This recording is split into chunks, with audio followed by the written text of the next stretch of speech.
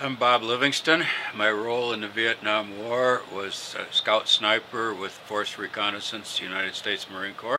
I was there from 27 August 1960 until 16 February of 1966. I was 17 when I went in the Marine Corps on my 17th birthday.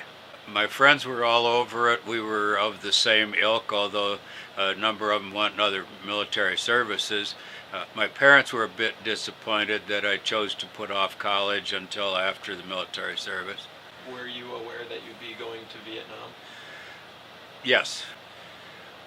Training was about 3 months of intensive physical and mental toughening in Marine Corps boot camp, Marine Corps recruit depot in San Diego, California, and then another 6 weeks of infantry training. Went from there to Force Reconnaissance training at Camp Pendleton and completed that. Then went to sniper training at Quantico, Virginia. And after that, I still wasn't old enough to send overseas. I was still only 17 and wasn't 18 yet. So they sent me to jump school at Fort Benning, Georgia, where I learned how to get pushed out of airplanes. I scored very, very high on the rifle range, and they offered me sniper school. And in the Marine Corps, that's the cream of the crop. Did you build any strong relationships while you were in the Marines that you hold today?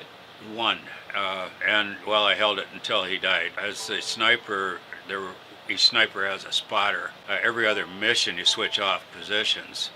It just turned out that I was a bit better shot than Dave. I did the shooting, and he did the spotting, and he was the best spotter in Southeast Asia, so he made both of us look good. We actually went through boot camp and all the other training together. When I left Vietnam, he did too, because we both done 5 tours, and enough is enough. And he came home and got out. I came home and recuperated in hospital for a while. Dave moved into his old home territory of the Upper Peninsula in Michigan and lived in a cabin way back in the woods and was somewhat of a hermit.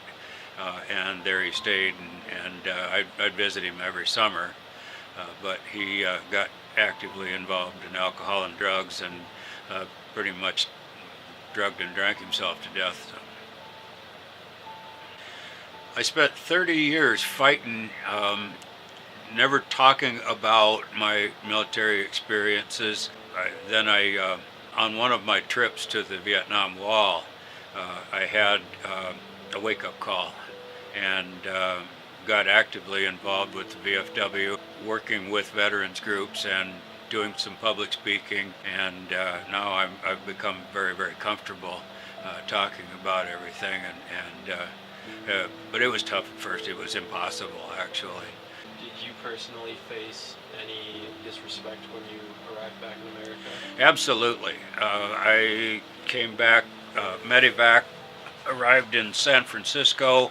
My very first encounter was coming through San Francisco airport on a gurney being pushed by 2 Navy corpsmen, and a long-haired hippie chap came running up and spit on me.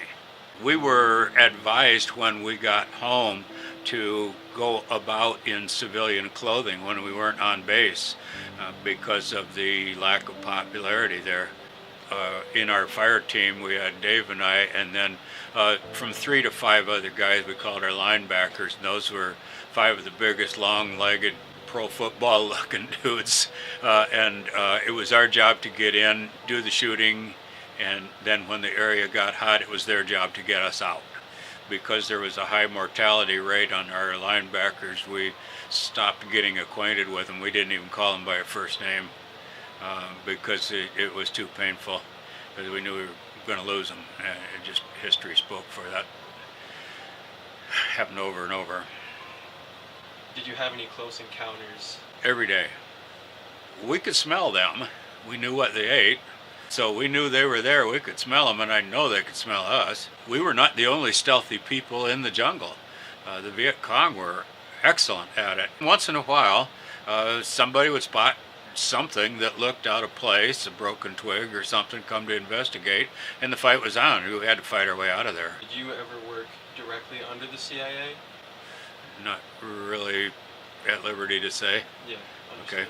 Were you awarded any honors or medals after your tours in Vietnam? During.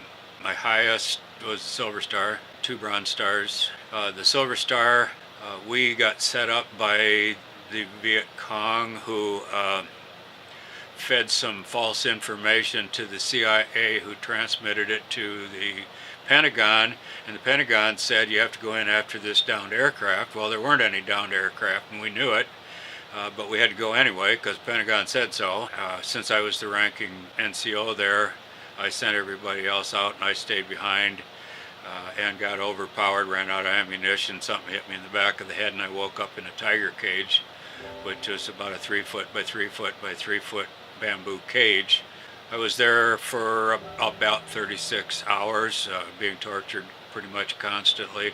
There were 4 Viet Cong there guarding me, and they were waiting for North Vietnamese Army patrol to come through and bring some other prisoners, and they were all heading north, and we were on our way to the Hanoi Hilton. They were peeing on me and throwing feces on me, poking me with sharp sticks, and when they were inattentive for a little while one afternoon, I managed to break loose and get out. They passed away rather suddenly. The 2 that were playing the board games had simultaneous skull fractures as their heads collided. The guy that was asleep never woke up because he had a broken neck, and when the other guy came out of the jungle, he had a turd and a green leaf which he intended to throw at me, and that was the last thing he remembered because I was behind him. I made my way out of there, contacted a group of Army Rangers, and waited for that patrol that was coming through, rescued the downed flyers that they were taking on to North Vietnam, and so that's where I got the Silver Star. Anyway,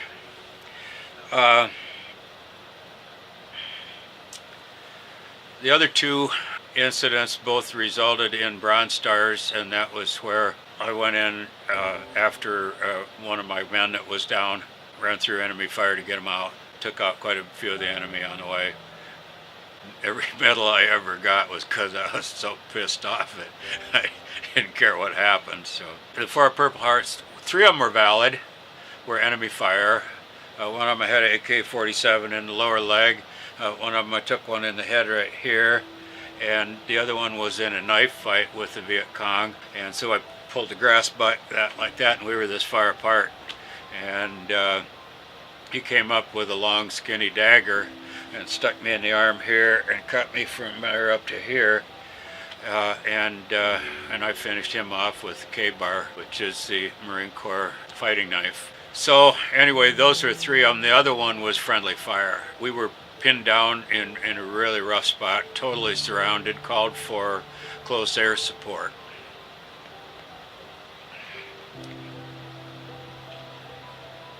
This guy was Air Force. His idea of close air support was 15,000 feet up, dropped a 500-pound bomb right where we were at, and he blew me out of the hole. I remember flying through the air, and when I landed, I had blood coming out my eyes, ears, nose, my butt, everywhere, and quite a few of our unit were dead.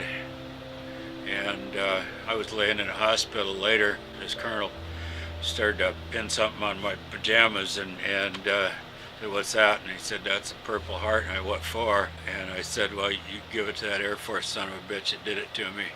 I still had it, but that was not a valid one as far as I'm concerned, but it shows on my record because they're not going to admit that they did it. Was it difficult to adjust back to a civilian lifestyle? It was very difficult. Yeah, adjusting to what had become of my United States of America from the time that I left until I got back. I was disgusted. I was ashamed of it. Are you happy with how everything has worked out since your tours in Vietnam? I have had a very good life. I made a few high-risk choices with alcohol, never tried drugs, and my spirituality and my family are number one. I'm 75 years old now, have excellent health, and I'm comfortable where I am. One piece of advice to help any veterans out there who struggle? Number one, take care of yourself and keep yourself clean, straight, and sober, and never lose touch with your spirituality, and never lose touch with your friends and family, and keep everybody close. And get with other veterans. They're feeling what you feel, and sometimes just get together over a cup of coffee or a beer or whatever makes you happy, and surround yourself by people that you love and respect.